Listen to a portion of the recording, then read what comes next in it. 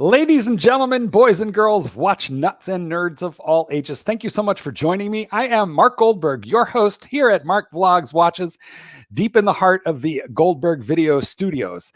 Now, we have an interesting topic today that I would like to discuss with you. So many things have happened since Rolex made their announcements September 1st, 2020. But before we get into the meat and potatoes of this video, I would like to ask you kindly to please throw a like on this one.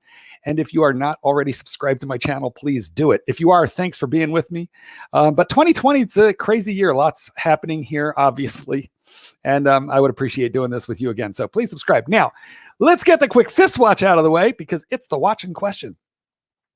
And here it is. Today, I am wearing the Rolex Sea Dweller in 43 millimeters of glorious 904L Rolex, which Rolex stainless steel. And as you all know, we call it 904L steel, but what it really is made of is unobtainium because, they are not easy to get these things. So here's what I want to talk about.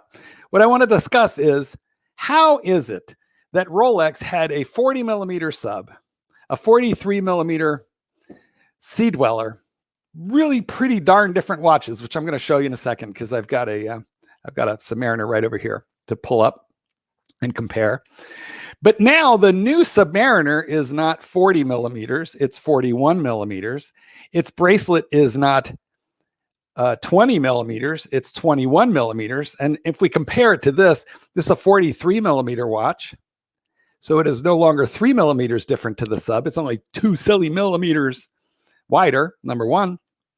And number two, the bracelet here is 22 in width, and the new Submariner is 21.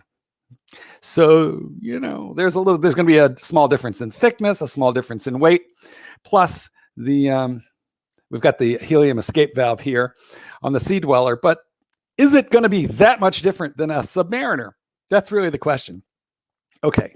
So let me get this. Oh, and they both have the Glidelock Clasp now. I am sure all you aficionados are well familiar with the Glidelock Clasp. But what it is right up in this part here, there's a bunch of ratchets. You can kind of see those ratchet marks there. And when you pull the bracelet down here, it clicks open, and now you can slide it into itself, as you can see. And then you can lock it closed. And I've just reduced the size of the bracelet significantly. In fact, it probably won't even fit me anymore. But boy, do I love that. And I love it because it allows like 20 millimeters of change. And what that means is you can really dial this sucker in to any fit that you want. Now, for me, that's important. I have just for reference, I've got a 7¼ inch wrist. Guys, look at that flat wrist bone. It's a thing of beauty. You put that right in your spank bank because this, my friends, is a wrist made for wearing watches. Now, let's go ahead and compare it to a Submariner. Now, this is a Submariner. It is a 40 millimeter. As boy, you sure can tell. These things are a little hard to photograph, right? Because look how we get the glare on the dial and on that ceramic. But let me hold these up. Sorry about the awkwardness of the camera angle, but I'm doing this on a laptop, which makes it a little tough. Now, it is really, guys, these things are really. I'm trying to find the camera. I'm looking like an idiot here. The fact of the matter is they're so different. I mean, look at the size difference here. Like this one is just notably bigger. Now, mind you, I can play with the perspective, so I'm being, careful here to try and line them up really close. But when I do that, you can see that, my sub is just definitively smaller than my Sea Dweller. So bigger, smaller. And it's just really notable when I line them up right there for you. Now, of course, listen, in terms of design cues, they're really, really, really similar. Okay. They have the maxi case, or excuse me, they have the maxi dial, which is to say they've got very large hour plots with lume and big hands. That to me is great, makes them both easy to read. Now the Sea Dweller's got a couple little differences to the sub. But before I move into that, the similarity, of course, would be the bubble. You can you got a pretty good look right now at the date window there with the Cyclops. And this is the first time that they put Cyclops on this sucker. Never had it before. I personally, now look, guys, the Cyclops on this Rolex, on this one here on the Sea Dweller, and really even on the Sub, I think, takes about as much hatred as the helium release valve wart on the Omega Seamaster. But I got to tell you, I am not in the complaining faction. I can't read the date without it. Okay, I've got a James Cameron, which does not have the bubble or the Cyclops, and I find it much harder to read the date on that thing. So I'm actually kind of grateful for this. I love me a maxi case because A, I'm a Lume fanatic, and B, I wear a watch at night, so I just keep are you a nutball like me? I keep a UV flashlight right by my bed, and at night I just go click, click, and if you hit a Rolex with like 5 seconds of, light from a UV flashlight, it's going to glow. It'll be readable for 5 to 8 hours, something like that. Should you wake up in the middle of the night for your piddle? Okay. So here's the point. They were similar to begin with. The difference would have been weight and thickness. Okay. So let's turn them sideways. Weight, thickness, and oh yes, well, of course, naturally the helium escape valve. So, here you're getting a look at the thickness. The Sea Dweller is notably thicker. I want to say that the Sea Dweller is around 14 millimeters thick. This one is around 12. So, it's notably bigger, notably thicker, notably heavier. And we have the completely useless, but at least unobtrusive helium escape valve. This is right now nothing more than a historical throwback. There's like zero recreational divers who actually need that thing. And the professional divers who really do need that thing, well, they're wearing dive computers, not really so much this. Although, interesting factoid, guys. I did have a saturation diver, a retired professional saturation diver, the kind of guy who would go down and do arc welding on, way deep, for oil rigs and stuff, right? And that's what this guy did for a living. And, they keep scrupulous logs, and they live practically in a diving bell underneath, which is where you need your saturation, your pressure relief valve. Okay. It's not when you're coming up from 100 meters or 100 feet or anything like that. It's when you're down very, very deep, and then you go into a diving bell and you decompress in that, a diving chamber. And he said all they used to do, he said that he dove many, many, many times with no helium escape valve. He said, all you have to remember to do is loosen the crown when you get into the dive bell. Just shake your watch off, loosen the crown, because that way the helium will escape out. What was happening to those Comex divers that Rolex developed the Sea Dweller for is they were forgetting to open their crowns, and then the pressure buildup of the helium was like exploding the sapphire or the crystal. It was acrylic back then, but it was exploding the crystal right off of the watch. So they added this guy here, just so that those bozos they had enough to do. Okay. It's a very dangerous job. Brave guys. But nonetheless, if they would just open their crown. And that's what my guy did who sent me in the email. Okay. So what I'm showing you here is, these watches are notably different. They're just, you could see the difference.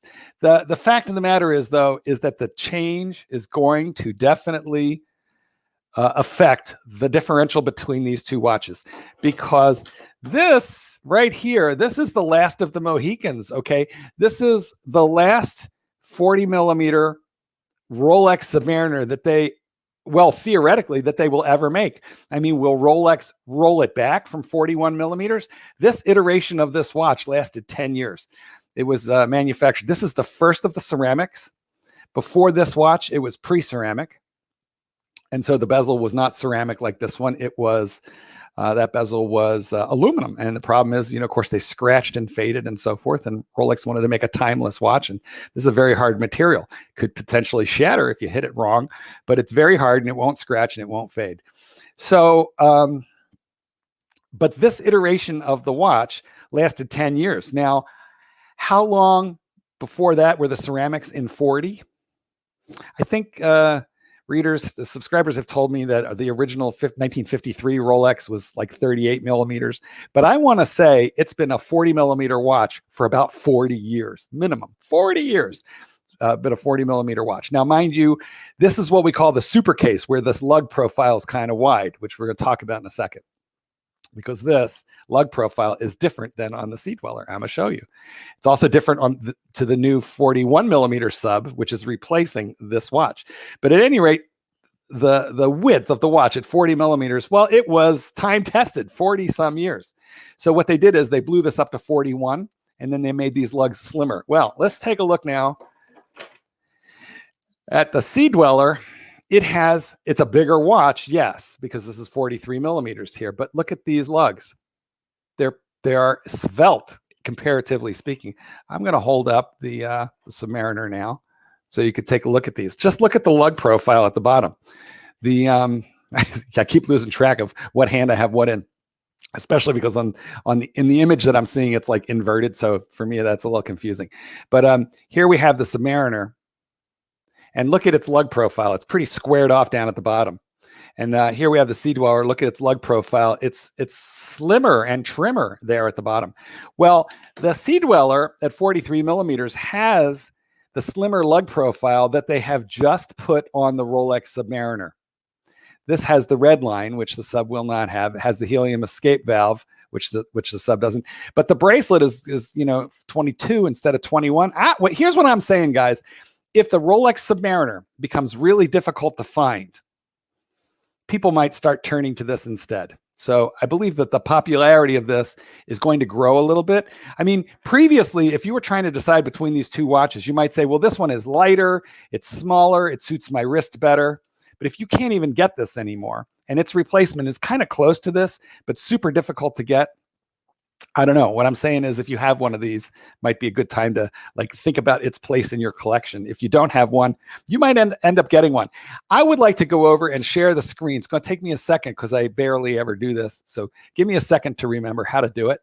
And I am going to share over the Rolex website so that we can have a quick look.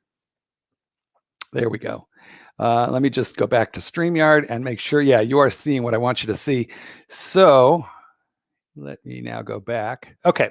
So guys, what we're seeing here is this is the new Submariner at 41 millimeters. So the distance right here across the watch is 41 millimeters. It used to be 40.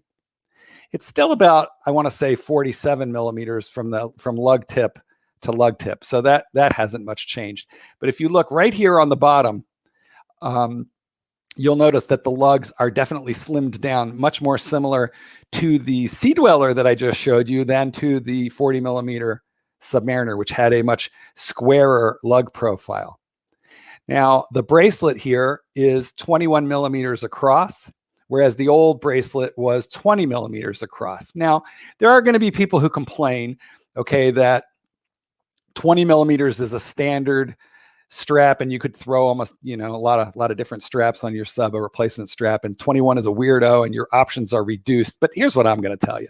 First of all, why would you ever take off a Rolex Oyster bracelet and put on anything else? Okay, don't do that. That's ridiculous. This bracelet is perfect. The clasp has the glide lock. You should never change it. But if you're one of those people who absolutely has to have summer colors and stuff like that, well, Rubber Bee and Everest straps will be coming out with their high quality but ridiculously overpriced replacement straps for it really soon. So don't worry, you're going to have plenty of options. Now, over here, you can see that we have the green bezel. And when we pop that on, we have not a regular Submariner, but we have, I don't know what the nomenclature is emerging, guys. So we don't know 100% what this is going to wind up being called.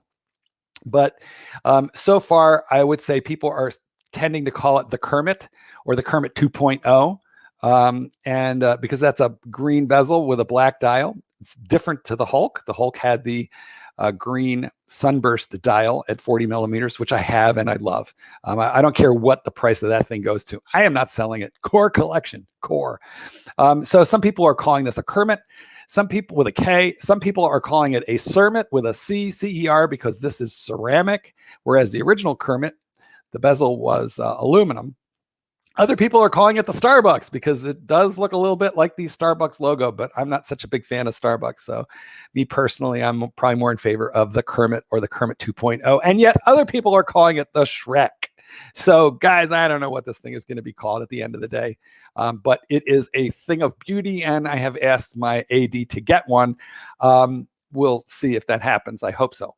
But nonetheless, in either of its iterations, it is likely to be difficult to get. Now, if you are annoyed by how hard it is to find, source, and buy a Rolex from an authorized dealer, I feel for you. It isn't easy. And I think in most cases, it is not exactly what I would want to call the fault of the authorized distributor. They don't really get to determine how many watches they receive. I mean, there aren't a lot of businesses where you can't call your supplier and go, okay, send me 10 of this, 20 of that, 30 of the other. I mean, that's how business normally works. But in Rolex shows up at the AD with whatever they feel like giving them. They get an order, I think, every month, or maybe it's every other month, but something like that. If you know better than me, put it in the comments. But they get their monthly, let's say, delivery, and they don't know exactly what's going to be there. And they can't hardly ask for more. Now, probably if they need a Platona, like a Platinum Daytona or a gold sub, they can call their rep and say, hey, get me another one of those. That I imagine they can do in precious metal. But in steel sports, I think the authorized dealer is completely at the mercy of Rolex. Now, I understand that there are some ADs, especially in Asia, who just sell all the good stuff straight out the back door for more. But I don't think that is very typical. And I also think ultimately, if Rolex wanted to crack down on that, they could. Basically, if you're irritated at Rolex, I'm just the messenger. Don't be irritated at me. I know there's a lot of difficulty associated with being a collector of Rolex right now. That is for sure. But I guess what I'm saying, guys, is when we put this bezel back on the watch, it's really not all that different than the Sea Dweller. All right, let's get rid of this. Give me a second. It'll take me a minute to figure out how to do it. The technology is newish to me. Okay, so look, I'm going to kind of conclude this video with the following thought. I considered my Sea Dweller to be a really, really nice watch. And in fact, can you see the line of red on there? Boy, Rolex, could you put a little anti-glare, right here? There's a line of red. And what does it say? It says Sea Dweller, in red, which is kind of cool. That's a throwback to one of the early Sea Dweller models that Rolex did. I think it's very cool. But at the end of the day, when I was choosing between whether I wanted to wear my Submariner or whether I wanted to wear my Sea Dweller, a lot of times I would just default to the sub because it was smaller, lighter, just a little bit easier to deal with. But hey, when the 41 millimeter Submariner with its 21 millimeter tapering bracelet becomes like the standard, is this going to feel all that much bigger? I don't know. It is hard to tell. My feelings on this topic are evolving. I was thinking of selling this thing, but now I'm thinking, maybe I wait until I get a 41 millimeter sub on my wrist to see the difference and how I feel about it. Guys, if you can't get a new 41 millimeter ceramic sub, and if you want one, would you buy a Sea Dweller in its place? Let me know what you think. Thanks for joining me. Subscribe, like, do all those things, and I'm going to catch you in the next broadcast here at the Goldberg Vlogs Watches studio.